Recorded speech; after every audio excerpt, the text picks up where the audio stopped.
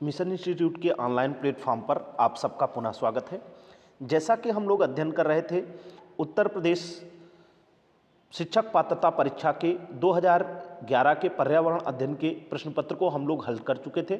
आज हम लोग अध्ययन करेंगे 2013 के प्राथमिक स्तर के पर्यावरण अध्ययन के प्रश्न पत्र का। तो देखते हैं, निम्नलिखित राज्यों में किस राज्य की कोई समुद्री सीमा नहीं है। पहला प्रश्न ये पूछा गया है, तो राजस्थान एक ऐसा राज्य है जिसकी कोई समुद्री सीमा रेखा नहीं।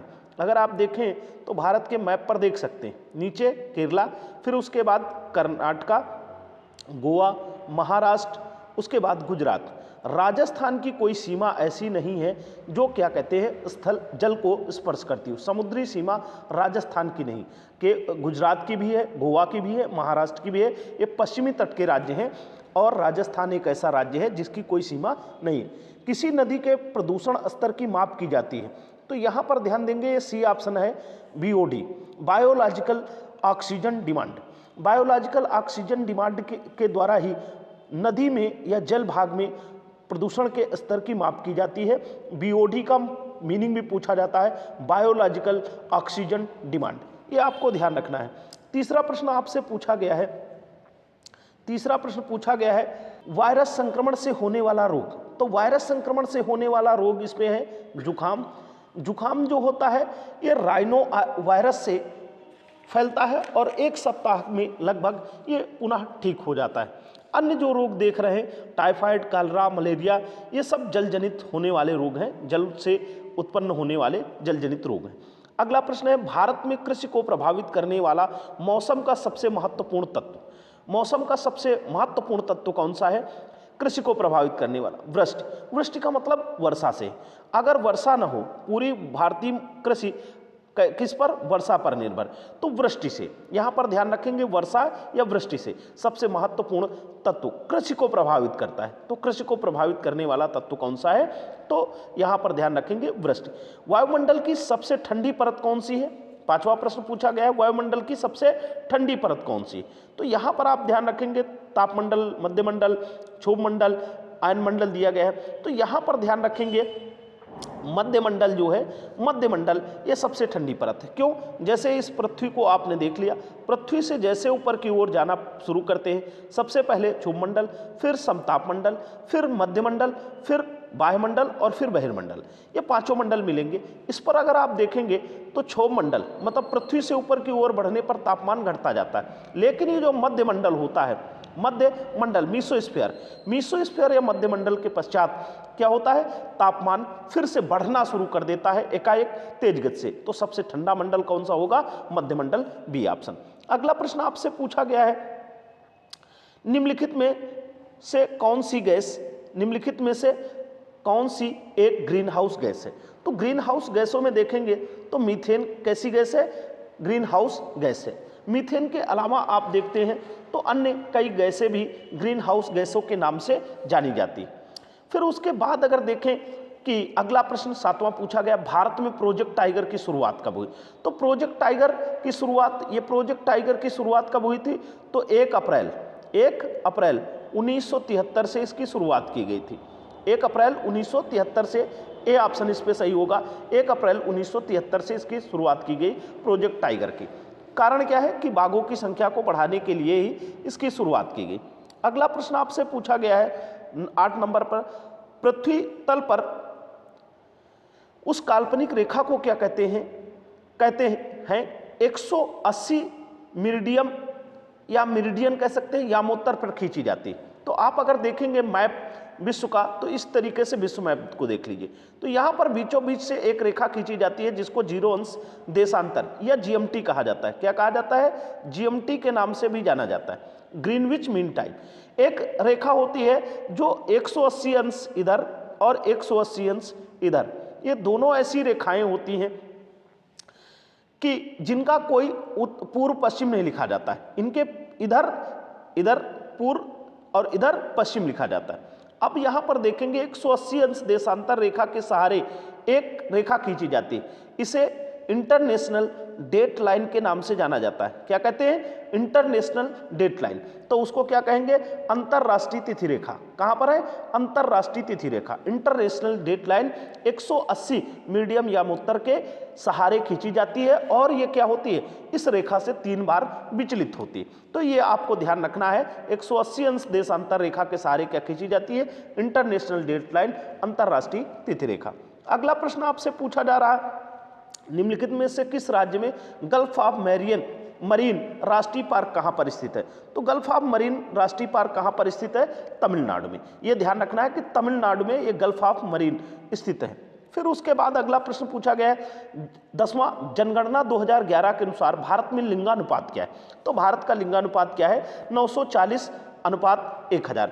1000 पुरुषों पर 940 महिलाएं, 1000 पुरुषों पर 940 महिलाएं हैं। ये आपको ध्यान रखना, 940 अनुपात 1000। अब अगला प्रश्न आप देखते हैं, पूछा गया है कि निम्नलिखित में से किस प्राणी को किसान का मित्र किसे कहा जाता है? तो किसान का मित्र आप सभी जानते होंगे किसको कहा जाता है? केचुआ। क्यों? केचुआ मिट्टी की उर्वरता को बढ़ाने में सहायक होता है और मिट्टी की उर्वरता जितनी ज़्यादा बढ़ेगी उतना किसान को अधिशेष उत्पादन या लाभ होगा। तो केचुआ किसान का मित्र कहलाता है। पर्यावरण को बचाने के लिए चिपको आंदोलन से कौन सा राज्य जुड़ा है? तो चिपको आंदोलन कहां पर? सी ऑप्शन, उत्तराखंड में शुरू हुआ था। चिपको आंदोलन कहां से? उत्तराखंड से शुरू हुआ था। और इसे अगर देखेंगे उत्तराखंड से कब शुरू किया गया था, तो उत्तराखंड से इसमें कौन कौन शामिल रहे हैं? तो इसमें अगर नाम देखें आप तो इसमें सुंदरलाल बहुगुणा, चंडी प्रसाद भट्ट, इनका नाम जुड़ा रहा। और ये आंदोलन कब हुआ था? चिपको आंदोलन 1973 में हुआ था। पेड़ों की कटाई को या वृक्षों की सुरक्षा के लिए वहाँ की महिलाओं ने चलाया था। तो इसको ध्यान रखेंगे, सुंदरलाल बहुगुणा और क्या कहते हैं, चंडी प्रसाद भट्ट इस आंदोलन के प्रमुख नेता रहे। जीवों के व्यवहार का अध्ययन किया जाता है, तो यहाँ पर इथोलॉजी को ध्यान रखेंगे। इथोलॉजी के अंतर्गत जीवों के व्यवहार का अध्ययन किया जाता है। वैसे अगर इसको कहें तो ये मुख्य रूप से एक तरीके की प्रक्रिया है। क्या है प्रक्रिया? पशु व्यवहार का वैज्ञानिक और उद्देश्यपूर्ण अध्ययन। पशु व्यवहार का यहाँ पर ध्यान रखेंगे, पशु व्यवहार का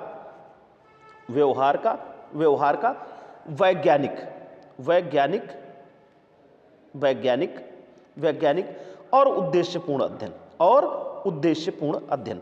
ये बात आपको ध्यान रखनी है, उद्देश्यपूर्ण अध्ययन। ये इथोलॉजी का तात्पर्य होता है, इथोलॉजी के अंतर्गत इसका अध्ययन किया जाता है। तो ऑप्शन सी सही होगा। जीवों के व्यवहार का अध्ययन किसमें किया जाता है? इथोलॉजी के अंतर्गत किया जाता है। अगला प्रश्न आपसे पूछा गया है, समुद्री शैवाल किसका महत्वपूर्ण स्रोत है? तो किसका महत्वपूर्ण स्रोत है? आयोडीन का। किसका महत्वपूर्ण स्रोत है? आयोडीन का। ये आपको ध्यान रखना है, ये बार बार प्रश्न पूछा जाता है। सैक या लाइकेन किसका उदाहरण है? तो सैक या लाइकेन को देखेंगे तो किसका उदाहरण है? सहजीवी। सैक या लाइकेन क्या है? सहजीवी। ऐसे जंतु या पौधे एक साथ रहकर एक दूसरे को लाभ पहुंचाते हैं, उन्हें सहजीवी कहा जाता है। राइबोसोम्स, लाइकेन प्रमुख सहजीवी हैं, तो इनको ध्यान रखना है। लाइकेन क्या है? सहजीवी है। अगला प्रश्न देखते हैं, तो अगले प्रश्न में क्या पूछा गया है?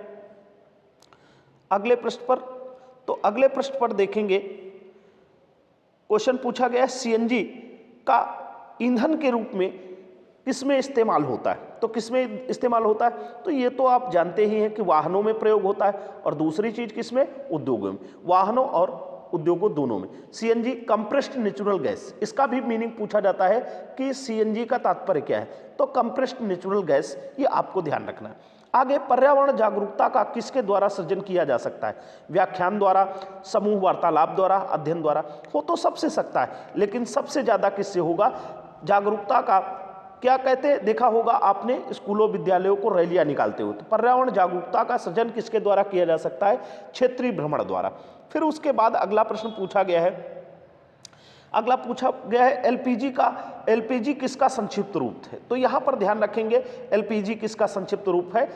ऑप्शन सी है लिक्विफाइड पेट्रोलियम गैस का। लिक्विफाइड द्रवित पेट्रोलियम गैस का उदाहरण क्या है? एलपीजी। जो आपके घरों में प्रयोग किया जाता है उसको एलपीजी गैस बोलते हैं। आगे प्रश्न पूछा गया है अगला 19 नंबर, पृथ्वी पर पहुंचने से पहले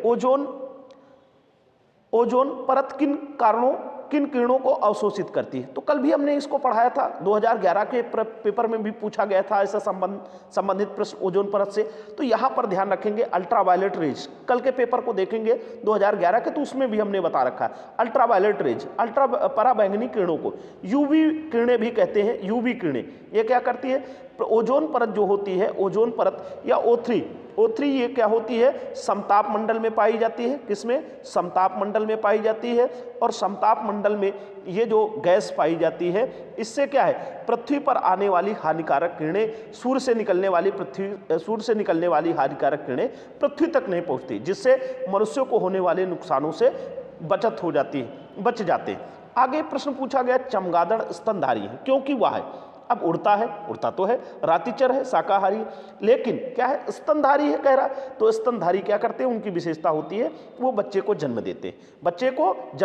अगर पक्षियों में शामिल होता तो अंडे देता, क्योंकि वह बच्चे देता है। आगे पर्यावरण की परिभाषा क्या है? बायोटिक एवं अबायोटिक घटक, समुद्र तल से नीचे पृथ्वी पर वस्तुएं, चीजें जो हमको घेरती हैं। तो देखिएगा, पर्यावरण का अगर सच में मीनिंग देखा जाए तो पर्यावरण के वास्तविक मीनिंग को आप ध्यान रखने के लिए ये कर सकते हैं कि देखिएगा, पर्यावरण शब्द लिखा गया है। ये पर्यावरण शब्द जो लिखा जाता है, इसको दो शब्दों से मिलकर के होता है परिधन आवरण। किससे? परिधन आवरण। और इस पे देखेंगे ये, तो आप इसमें हमें बताइएगा कौन सी संधि होती है? परिधन आवरण, ई प्लस आ, है ना? ये दोनों शब्द मिल करके या बनाते हैं पर्यावरण। परिमाने चारों, आवरण माने घेरे हुए, परिमाने चारों ओर से, आवरण माने घेरे हुए। जो चीजें हमको घेरती हैं वास्तविकता में वही होता है पर्यावरण। जबकि इसका जो मूल शब्द बना है उसका मतलब होता है पड़ोस से। पर्यावरण का मूल शब्द पड़ोस से होता है। लेकिन यहाँ पर अगर घटकों की बात की जाती तो बायोटिक, एबायोटिक और बायोटिक दोनों हो जाते हैं। लेकिन पर्यावरण की परिभाषा क्या है? चीजें जो हमको घेरती हैं वो क्या कहलाती हैं? पर्यावरण कहलाती। आगे देखेंगे, अगला प्रश्न पूछा जा रहा है, निम्नलिखित अंतरराष्ट्रीय संस्थाओं में कौन सी वन्यजीव संरक्षण के लिए समर्पित है?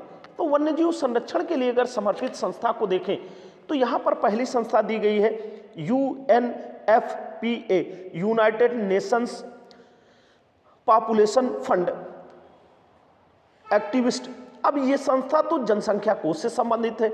UNDP, United Nation Development Programme, ये संस्था किससे है? मानव विकास से संबंधित है। UNESCO, United Nations education scientific cultural organisation, तो ये संस्था कल्चर और एजुकेशन के संबंध पर काम करती है। WHO World Health Organisation. अब यहाँ पर क्या है? अंतरराष्ट्रीय संस्था वन्यजीव संरक्षण का काम करती है। तो यहाँ पर ध्यान रखेंगे, ये सभी के सभी ऑप्शन रॉन्ग है, ये सभी के सभी ऑप्शन गलत हैं। यहाँ पर इस संस्था का नाम हो सकता है IUCN। एक संस्था होती है IUCN, यह संस्था वन्यजीव संरक्षण का कार्य करती है। तो ये ध्यान रखेंगे, इस पे ऑप्शन गलत दिया गया। कृत्रिम वर्षा के लिए मेघ बीजन के लिए प्रयुक्त रसायन कौन सा है? प्रयुक्त रसायन कौन सा है? तो ये आपको ध्यान रखना है। प्रयुक्त रसायन, इस पे देखेंगे, प्रयुक्त रसायन सिल्वर आयोडाइड, ये तीसरा ऑप्शन दिया गया है, सी ऑप्शन, सिल्वर आयोडाइड। ये क्या होता है? इसमें प्रयुक्त होने वाला प्रमुख रसायन होता है। बायोडीजल तैयार किया जाता है, 24 नंबर प्रश्न पूछा जा रहा है। बायोडीजल तैयार किया जाता है यूटिकुलेरिया से, जेट्रोफा से, देवदार से, अन्य से। तो यहाँ पर ध्यान रखेंगे बी ऑप्शन जेट्रोफा दिया गया है। जेट्रोफा से बायोडीजल तैयार किया जाता है। और एक चीज ध्यान रखेंगे, जब ऑप्शन में आपको जेट्रोफा ना मिले तो आपको रतन जोत ध्यान रखना है। क्या ध्यान रखना है? रतन जोत। इस पौधे को रतन जोत पौधे के नाम से भी जाना जाता है और इससे क्या होता है? बायोडीजल की प्राप्ति की जाती है। अगला प्रश्न आपसे पूछा गया है, विश्व ओजोन दिवस मनाया जाता है। विश्व ओजोन दिवस मनाया जाता है कब? तो ये सभी को ज्ञात होगा, 16 सितंबर को। अब क्या हो? ओजोन परत क्षरण को रोकने के लिए प्रतिवर्ष 16 सितंबर को ओजोन परत क्षरण दिवस मनाया जाता है। अगर और ध्यान रखें तो 16 सितंबर, 16 अक्टूबर में अगर देखेंगे तो 16 अक्टूबर को विश्व खाद्य दिवस मनाया जाता है। 16 अक्टूबर को कौन सा दिवस मनाया जाता है? विश्व खाद्य दिवस। तो आपको दोनों चीजें एक साथ याद हो सकती हैं आसानी से। आगे बात करेंगे, सिल्वीकल्चर संबंधित है, सिल्वीकल्चर संबंधित है। अब इसका सिल्वीकल्चर की जो हिंदी होती है इसको शुद्ध रूप से कह सकते हैं वनवर्धन। क्या कह सकते हैं? वनवर्धन। वनवर्धन, वनवर्धन का मतलब वनों की वृद्धि की जाए, वनों की वृद्धि की जाए, वनवर्धन, ये वनवर्धन है। अब वनवर्धन का मतलब क्या है? वन एवं वन उत्पाद, सिल्क, फूल, उर्वरक। तो यहाँ पर ए ऑप्शन सही हो जाएगा। और इसके तहत सिल्वीकल्चर के तहत क्या किया जाता है? वनों को लगाना या वृक्ष लगाना, उनका संरक्षण करना, उनकी देखभाल करना, ये आता है सिल्वीकल्चर के अंतर्गत। फिर अगला प्रश्न पूछा गया, निम्नलिखित में से किस जनपद में चंद्रप्रभा वन्यजीव अभयारण्य है? तो चंद्रप्रभा वन्यजीव अभयारण्य कहाँ पर है? चंदौली जनपद है एक, बनारस से थोड़ा सा आगे उत्तर प्रदेश में पड़ता है ये जनपद। चंदौली जनपद में क्या है? वन्यजीव अभयारण्य, चंद्रप्रभा वन्यजीव अभयारण्य स्थित है। चंद्रप्रभा वन्यजीव अभयारण्य की स्थापना अगर देखेंगे तो आप ये भी ध्यान रखेंगे कि इसकी स्थापना कब हुई? तो इसकी स्थापना 1957 में की गई थी। कब? 1957 में की गई थी। किसकी? चंद्रप्रभा वन्यजीव अभयारण्य की। अगला प्रश्न आपसे क्या पूछा जा रहा? अगला प्रश्न पूछा जा रहा है कि निम्नलिखित में से कौन द्वितीय श्रेणी का उपभोक्ता है? ये द्वितीय श्रेणी का उपभोक्ता, फर्स्ट श्रेणी के उपभोक्ता, द्वितीय और तृतीय श्रेणी या तीनों श्रेणी को। तो यहाँ पर देखेंगे हाथी और बकरी, ये प्राथमिक उपभोक्ता है। यहाँ पर देखेंगे दूसरा बचता है कौन? सांप, ये द्वितीय श्रेणी का उपभोक्ता हो जाएगा। और शेर किस श्रेणी का हो जाएगा? शेर तृतीय श्रेणी का उपभोक्ता हो जाएगा। किस श्रेणी का? शेर ये तृतीय श्रेणी का उपभोक्ता हो जाएगा और ये प्राथमिक श्रेणी के उपभोक्ता हो जाएंगे। बचा कौन? सांप। सांप किस श्रेणी का उपभोक्ता होगा? तो सांप द्वितीय श्रेणी का उपभोक्ता हो जाएगा। आगे झूम खेती होती है तो केरल में, बिहार में, मेघालय में, तमिलनाडु। तो एक ध्यान रखेंगे, झूम कृषि कहाँ पर की जाती है? मेघालय में। अब ये झूम कृषि क्या होती है इसको भी जानने की जरूरत है।